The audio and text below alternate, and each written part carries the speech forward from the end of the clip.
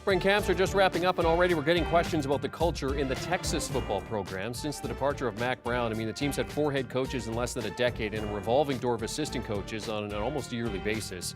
On the field, the Longhorns gave away double-digit leads in 3 consecutive games in 2021 in the midst of what became a 6-game losing streak, and questions about where they and head coach Steve Sarkisian go from here. All right, to discuss that, we now welcome back Tom Fornelli and Dennis Dodd. And the culture within the program thrust back into the spotlight after fifth-year senior Moro Ajomo, a finance major and honor roll student, gave a very candid interview about where the culture stands today. Here's a couple of quotes in terms of what he said. They're 18 to 22-year-olds that want to chase women, want to chase money, want to chase alcohol, and they don't see the future. They're very distracted by what is in front of them. It's such a hard thing, especially guys that haven't been in a winning culture. That's why it's very easy for a lot of these powerhouses to keep going, because it's established. It's so much more difficult. In response to that, head coach Steve Sarkisian said Ajomo won't be speaking to the media again anytime soon. But Dennis, what do you make of his comments, and how much more challenging did Sarkisian's job get with those comments? Yeah, first of all, who knew who Moro Ajomo was before Thursday? That's when he made the comments. I think there's a lot of credibility to it because he is a fifth-year lineman, a senior who's not afraid to speak his mind.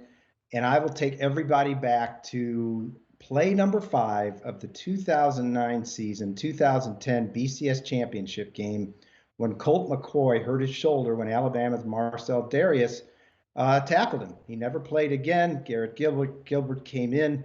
Alabama won the game and went on a roll. Texas did not.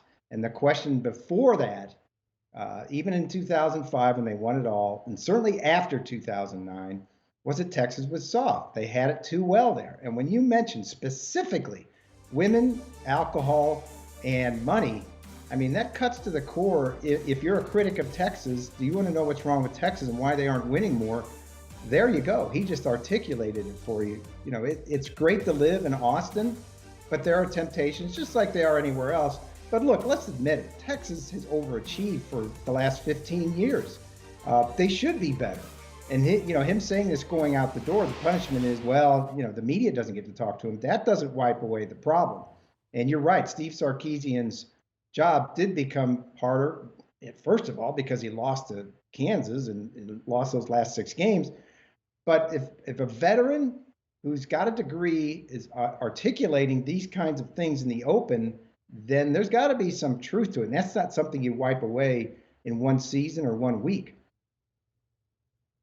Morrow, my man, I appreciate what you're saying, but 18 to 22-year-olds are into those things whether or not they're playing football on Texas alongside you. That's just what 18 to 22-year-old college kids are interested in right now. So you're fighting a losing battle there if you think they're going to stop. But I do think that, it is somewhat indicative of a problem within the program, in that maybe if you compare it to a school like Alabama, as he was doing, the programs that have won, like a football player that goes to Alabama is going there for, to play in a professional organization, just to be blunt and frank about it. You go to Alabama to win national titles and get to the NFL. But Alabama wasn't always like that. It was Nick Saban who turned Alabama into that and turned that culture in. So that is what Steve Sarkisian's task is by taking over the program. He's been in the Alabama program. He sees what it takes to get that every single day and the kind of culture to build. And it's not like he could just show up and on that very first day have things fixed. Kids are still going to be kids. It's going to take time to put in place. And I appreciate Ajomo saying it, but that's because I'm in the media and I prefer when players actually say honest things and speak how they feel instead of giving the coach speak that they've been prepared to.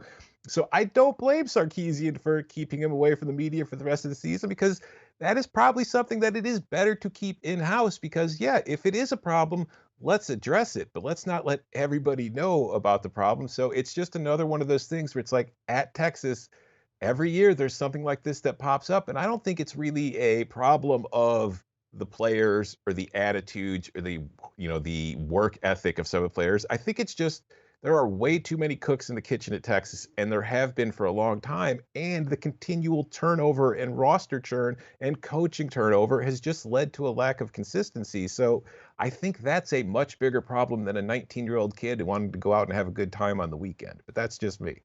All right, let's talk about on the field. I mean, lots of eyes this spring on the QB battle between Ohio State transfer Quinn Ewers and incumbent starter Hudson Card. Sarkisian going down the middle, telling the media that, hey, I'm happy with both players so far. Do you expect a clear winner after camp breaks, Tom?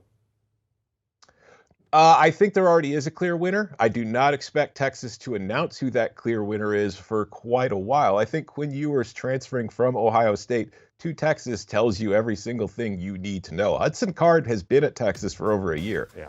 Steve Sarkisian and that coaching staff still went out and got Quinn Ewers and convinced him to come back home and play for the Longhorns.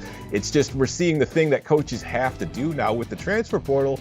If you want to keep your quarterback depth, you have to make sure that your quarterback still thinks he has a chance to win the starting job. And I think that's where we are with Hudson Card, because if Quinn Ewers does get hurt or it just doesn't work out, you want to have depth that you can trust to put in and replace him with. So I think that this is Quinn Ewers' job. I think that it is right now. I think it will be in the summer, and I think it will be when Texas opens the season.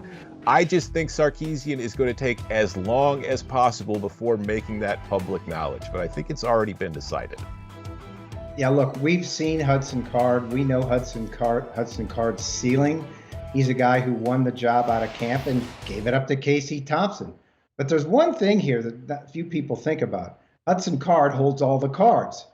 Quinn Ewers can't transfer if he loses his job. He's already transferred. He can transfer, but he'll need a waiver to transfer again. He's worked the system beautifully. He didn't want to go to Texas because he saw Hudson Card and Casey Thompson there and thought he had a chance to develop, I don't know what, at Ohio State. He wasn't going to play probably, but he developed his, NIL possibilities. So he comes to Texas. He better win the job at Texas, because given what we've seen from Hudson Card, he ain't going to lead him to a championship anytime soon. And there's another thing that goes along with that. I was going to mention in the previous issue, Texas is a team continually in rebuilding mode. They're in rebuilding mode now. The big problem is they may be in the SEC in a year or two. And if they think they're going to get better at playing football in the SEC, that's simply not going to happen. That's a situation at Oklahoma right now, too. They're just a better program, but they're not going to win 5 straight conference titles in the SEC. So they better get this right, and they better get this straight. I agree with Tom. If Quinn Ewers is going to win this job, if he doesn't, Texas is in trouble. I was at a camp last year with Quinn Ewers, saw him throw flat-footed 84 yards in a competition at the end of camp. He's a tremendous talent. But Hudson Card is sitting there going, I can't lose. If I lose out, eventually I can transfer and go anywhere I want who wants a quarterback. But right now, I want to beat out this guy who didn't think he could beat me out last year. Do you want a sports network that delivers everything that matters about the game? The highlights, the picks, the instant analysis, no yelling, no fake debates, no politics. Hit the subscribe button and never miss a moment.